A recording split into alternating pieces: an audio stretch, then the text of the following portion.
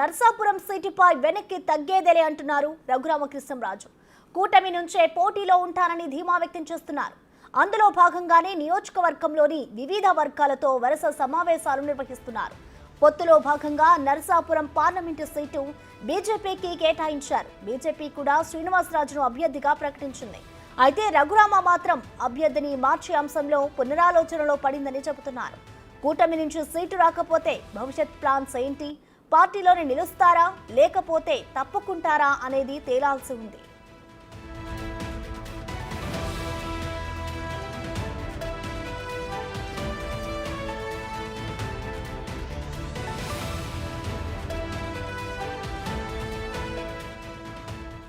ఇదే అంశానికి సంబంధించిన మరింత సమాచారం మా ప్రతినిధి సాగర్ లైవ్ ద్వారా అందిస్తారు. సాగర్, చెప్పండి. ఆల్రెడీ ఇటు బీజేపీ అధిష్టానం అయితే నర్సాపురం అభ్యర్థిని ప్రకటించింది. అయినా కూడా ఇటు రఘురామకృష్ణంరాజు అయితే ఆయన ధీమాతో ఉన్నారు, నాకే టికెట్ వస్తుంది అంటూ కూడా. ఏంటి ఆయన వ్యాఖ్యల్ని ఎలా చూడాలంటారు సాగర్?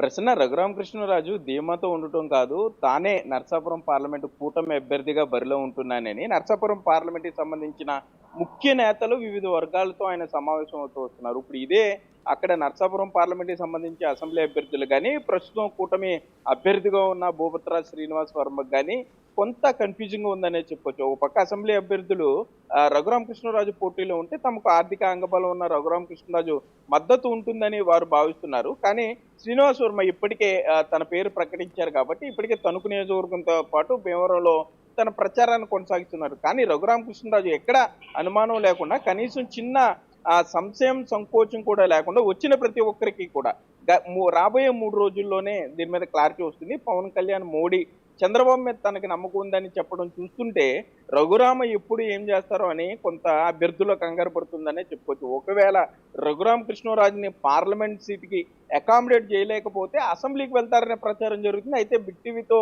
ఆయన ఎక్స్క్లూజివ్ గా మాట్లాడడం జరిగింది. తాను ఎట్టి పరిస్థితుల్లో అసెంబ్లీకి వెళ్ళను, పార్లమెంటు నుండే పోటీలో ఉంటాను, దీని మీద మీకు 3 రోజుల్లోనే స్పష్టిస్తా అంటూ ఆయన చెప్పడం జరిగింది. ఇప్పటికే వైసీపీ నుండి బహిష్కృత ఎంపీగా రఘురామకృష్ణరాజు ఉన్నారు. ప్రస్తుతానికైనా ఇటు బీజేపీ కానీ, టీడీపీ కానీ, జనసేన కానీ 3 పార్టీల్లో ఏ పార్టీకి ఆయన సభ్యత్వం తీసుకోలేదు. కేవలం సీటు వచ్చిన తర్వాతే, సీటు ప్రకటనతోనే ఆయన సభ్యత్వం తీసుకునే అవకాశం కూడా ఉంది. మరోపక్క అమరావతి రైతుల నుండి కానీ, ఇటు సోషల్ మీడియాలో కానీ ప్రపంచవ్యాప్తంగా ఉన్నటువంటి టీడీపీ, జనసేన, బీజేపీ అభిమానులు రఘురామకృష్ణరాజు అయితేనే పోటీలో ఉంటేనే బాగుంటుంది అనేది కొంత వాళ్ళు క్యాంపెయిన్ నడిపిస్తున్నారని చెప్పొచ్చు. రఘురామకృష్ణరాజు సంబంధించి వాళ్ళు కొన్ని సూచనలు కూడా చేస్తున్నారు.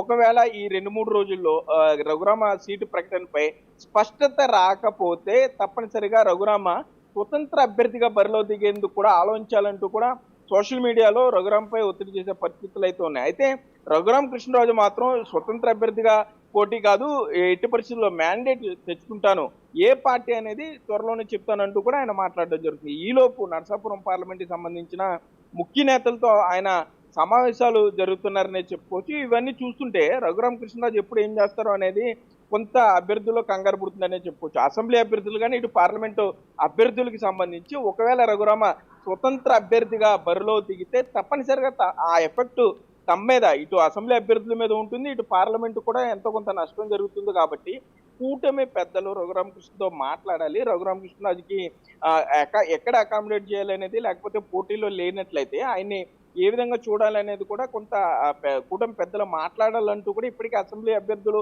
రిక్వెస్ట్ చేసే పరిస్థితులు అయితే ఇక్కడ ఉన్నాయి ప్రస్తుతం. మరోపక్క రఘురామకృష్ణరాజు సైతం అంటే ప్రతిరోజు కూడా బిజీ షెడ్యూల్లో ఉన్నారనే చెప్పుకోవచ్చు. వివిధ సామాజిక వర్గాల ప్రజలను కలవడంతో పాటుగా రైతులు, శ్రామికులు, అక్కడ ఏదైతే పారిశ్రామికంగా భీమవరంలో మిల్లులు ఉంటాయో వాటికి సంబంధించిన కార్మికులందరితో కూడా భేటీ అవుతూ వస్తున్నారు.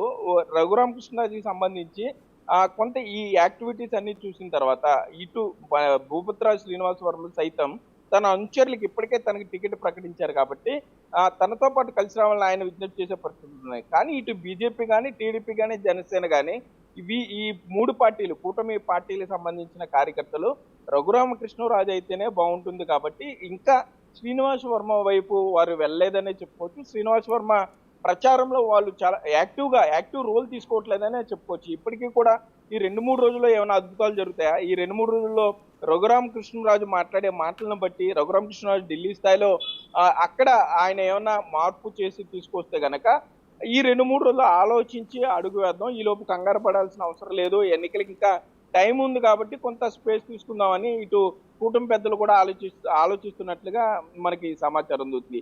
ఏదేమైనా రఘురామకృష్ణరాజు ఎప్పుడు ఏ అడుగు వేస్తారు, రాజకీయంగా ఏ ప్రకటన వెలువడుతుంది అనేది ఇటు ప్రస్తుత నరసాపురం కూటమి అభ్యర్థి ఇటు శ్రీనివాసవరంతో పాటుగా అసెంబ్లీ అభ్యర్థులు కూడా కంగారు పడే పరిస్థితులు అయితే ఇక్కడ ఉన్నాయి. ప్రశ్న రైట్, థ్యాంక్ యూ సాగర్.